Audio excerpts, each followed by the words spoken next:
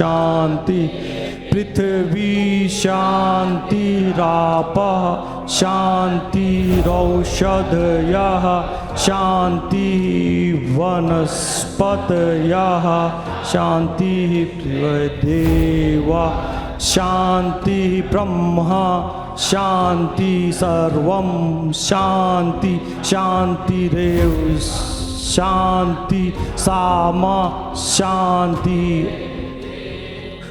ओम शांति शांति शांति ओम देव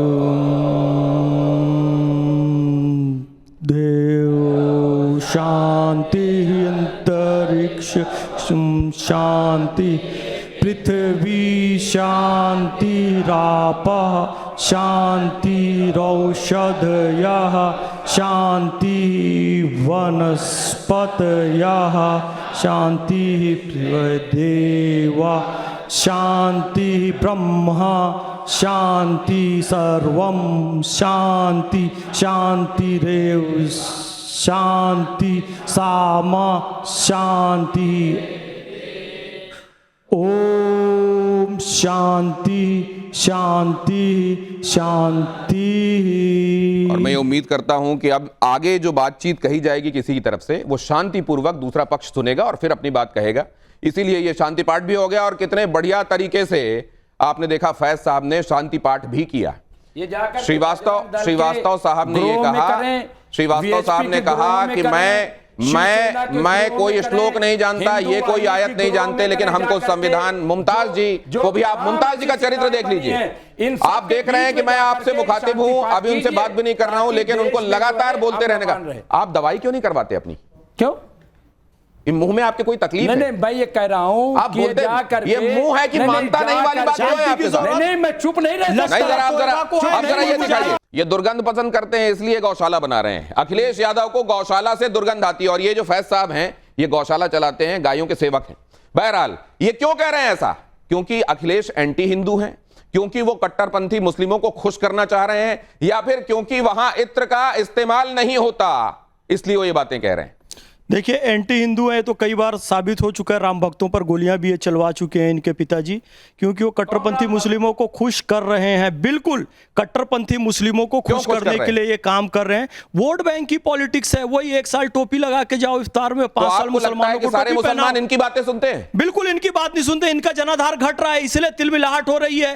vote bank खिसक रहा है। मुसलमान को बंधुआ मजदूर समझते थे, वो खिसक रहा है। अब मुसलमान दूसरी पार्टियों की तरफ जा रहा है, इसलिए पर नहीं चल रहे हैं ना। वो तो कहते हैं मैं पीडीए के साथ आगे बढ़ रहा हूं। हाँ, पीडीए, पिछड़ा दलित अल्पसंख्यक, ये इसके साथ चल रहे हैं। अभी सबका साथ, सबका विकास, सबका विश्वास वाली बात है। कोई बहुजन हिताय बहुजन सुखाय की बात नहीं है। सर्वजन हिताय सर्वजन सुखाय। सर्वोदय का ये देश है, अंत्योदय का ये देश है। सबका उदय होगा, आखिरी व्यक्ति का उदय होगा, किसी वर्ग विशेष का नहीं होगा।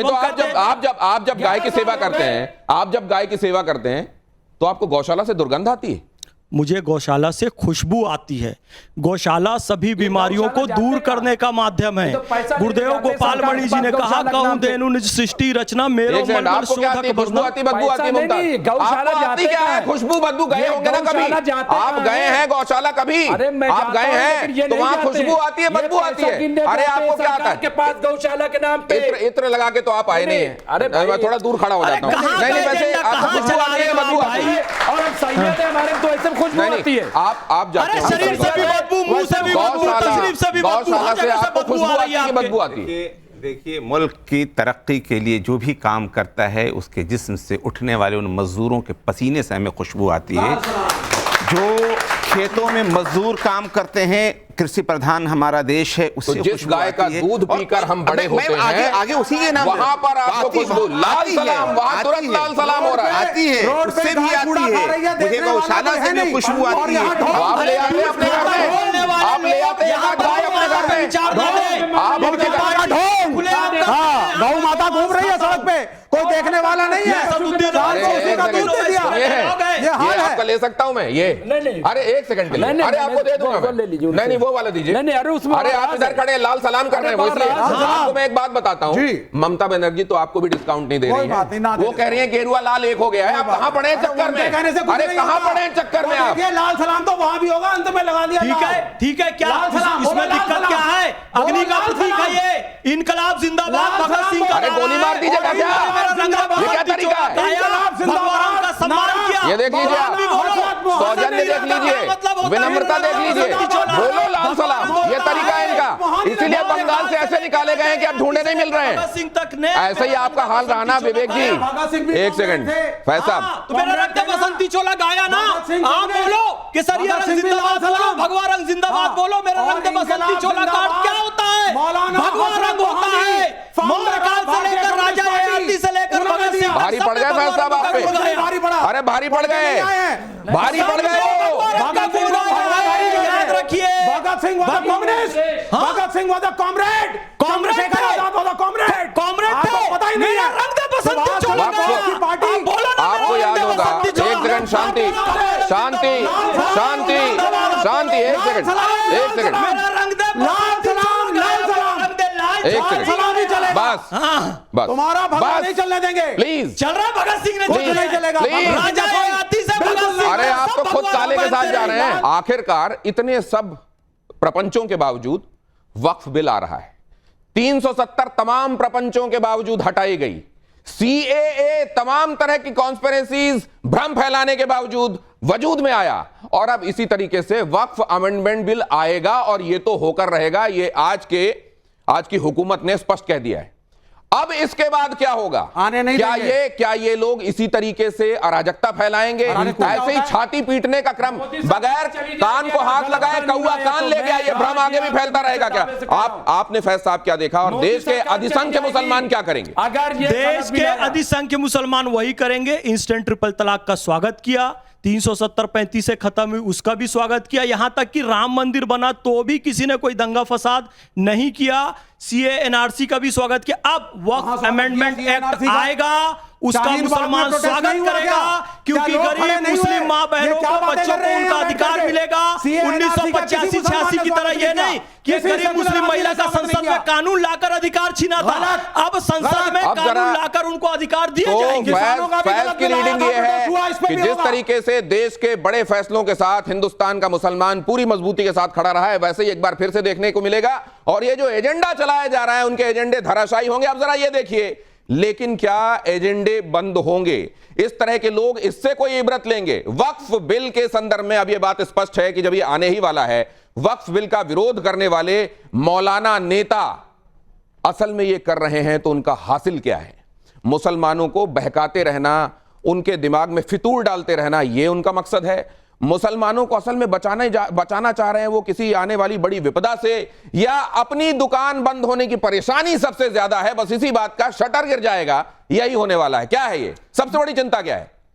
अपनी दुकान बंद होने के डर से परेशान है, सबसे बड़ी चिंता यह है। उसके लिए वो लोग मुसलमानों को बहका रहे हैं और मुसलमानों को बचा नहीं रहे, मुसलमानों को बेच रहे हैं ये लोग। मुसलमानों को सावधान रहने की जरूरत है, इसलिए मुसलमान सावधान हो जाए। ये लोग बेचने की कोशिश कर रहे हैं, ईद का गलत इस्तेमाल कर रहे हैं, बकरीद का गलत इस्तेमाल कर रहे हैं, इस्लाम के सारे प्रतीकों का गलत इस्तेमाल कर रहे हैं, इस्लाम के तमाम फिरकों का गलत इस्तेमाल कर रहे हैं, वक्फ की सारी प्रॉपर्टी है उसका गलत इस्तेमाल कर रहे हैं। ये मुसलमानों को बचाना नहीं, मुसलमानों को बेचना चाहते हैं। मैं चंद्रबाबू नायडू जी से, मैं नीतीश कुमार जी से, मैं पासवान जी से ये निवेदन करता हूं कि मुसलमान आपके साथ है। कोई कितना चाहे नेस्तनाबूद कर देंगे, मुसलमान आपके साथ है। आपके अगल बगल जो लोग खड़े हैं वो देश के मुसलमानों को बरगला रहे हैं, क्या देश के मुसलमानों को बेच देना चाहते हैं वो? देखिए, देश के मुसलमानों को तो ये मेरे भाई बचा रहे हैं और अहम भूमिका निभा रहे हैं। सुन तो लीजिए, अरे सुन लीजिए। और दूसरी बात, इन्होंने एक बात कही थी जब मैंने फिंगर उठाई थी, इन्होंने कहा था भगवा जिंदाबाद। हाँ, इन्होंने कहा भगवा जिंदाबाद। इंदिरा गांधी ने कहा 1976 में कि वक्फ में सुधार आना चाहिए।